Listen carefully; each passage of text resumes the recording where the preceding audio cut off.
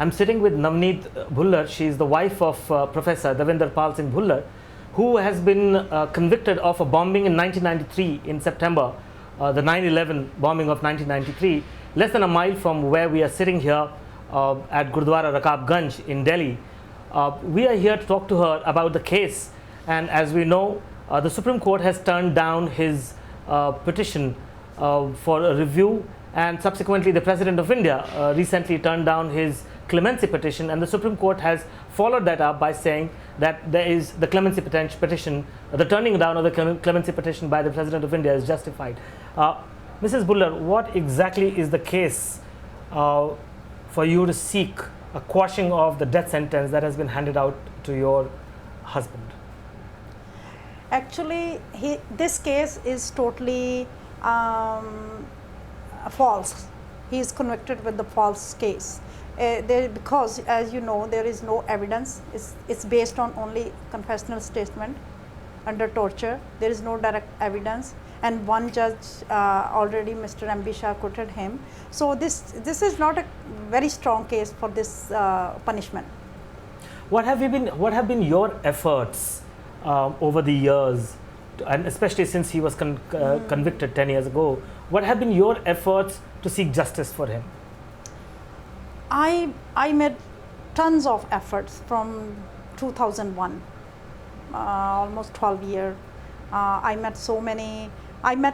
approached political parties, whatever were in the power, and human rights, and everything I tried to get the justice, because there was no evidence, and I know he is innocent. Who all did you meet? Any names that you would like to share with us? Any of the names from political parties, from human rights activists?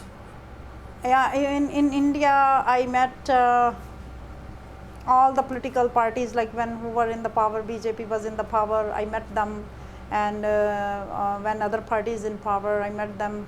Punjab CM, whoever I can approach, I feel they can help me, and I did everything. So what was their response? Response was always okay, like, you know. But I don't know, that there's a law, there's the court. So tell me, you live in Canada, you are a Canadian citizen, you live in Vancouver. Have you tried to reach out to the international community in Canada, in Europe, the international human rights organizations? Have you tried to speak with them? Yeah, in Canada, we met our Prime Minister Jean Chrétien, and we raised the question in the Parliament in 2002. And I went to Germany, I went to Berlin, I went to New York, everywhere, England, Parliament, everywhere. So what was the response from all these places? They wrote so many letters to India government. Yeah. So in German. What was the response of the Canadian Prime Minister? You said you met the Canadian Prime Minister. That they can just ask them, they can just request them. They told them she is a Canadian citizen, and they have wrote the letters. So can you go into details of the argument that you made, that he has been convicted without any evidence? What has the court said that you dispute?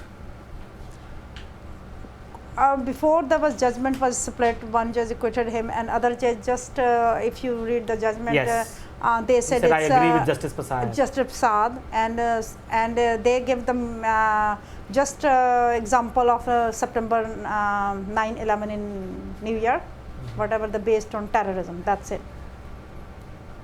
So the question that I'm trying to, the thing that I'm trying to understand from you is that since you have been working on this for 12 years, trying to seek justice for your husband, what is your experience of international law? Is there no such, is there anything available in international law that can help you bring this case to an international forum?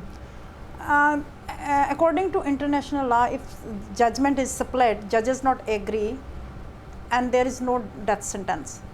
But in India, I don't know, there is not such a law like this in India, a capital punishment on split judgment, but I don't know, in our case it's happening. Okay, so you're saying internationally, if a judgment is split, death sentence cannot be awarded. I see. And So did you meet any lawyers, international lawyers, say in Europe, when you traveled to Europe? Have you met any international lawyers? I met so many lawyers. And they all look at in the case and they say, what is the case about capital punishment? There is not solid evidence, not witness, nothing in there. How come they can punish him like this? So why do you think that the government is refusing to back down? Why do you think that the President of India has turned down his clemency petition? I don't know. I think it's all political. Can you elaborate on that? In what way? Political in what way? Like, just I heard from people like it's vote bank, because there was whatever happened before in February, Afzal Guru, and now next, I don't know why. It's all politics, or it's judiciary's errors. So while the case was being prosecuted here in the Tada court, what was Mr. Bhullar's position before in the court before the judge? Did you ever challenge the application of Tada in this case? I don't know about that, but he was convicted under Tada. Yes. But only confessional statement, and other accused were also under the same case, and they were acquitted, and he's acquitted, other one is acquitted, and one person can't plan anything like that bombing by himself. Yes, yes. So what is your next step now? What are you planning to do? I'm just still looking for justice. I'm still expecting, like, might they'll look into the whole case, like according to Justice Shah's statement, as he said in the media also, like before it goes to president, it should be considered his own opinion. Justice Shah's opinion should be considered for the to convert in the life imprisonment. Have you tried to meet with politicians in Punjab? No, I'm here. I just met Sukhbir Badal, our and what was his response?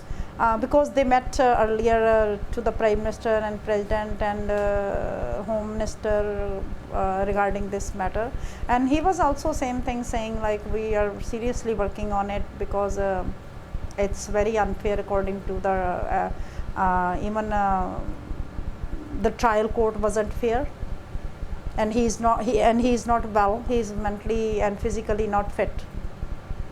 When was the last time you met your husband? I just met a day ago, and just for 15-20 minutes. They cut my time. I don't know, they cut my visit time. And what was your interaction? No, he wasn't feeling good. You know, he was like, I got upset too when I go and see him. Mm-hmm. How long were you married before he was arrested?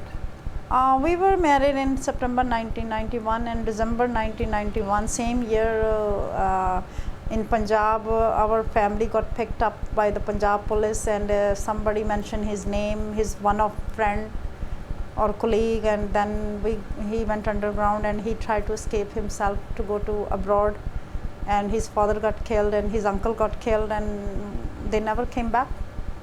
Tell me, what has been your experience with international human rights groups? Have you approached Amnesty or Human Rights Watch? What is their official position on this?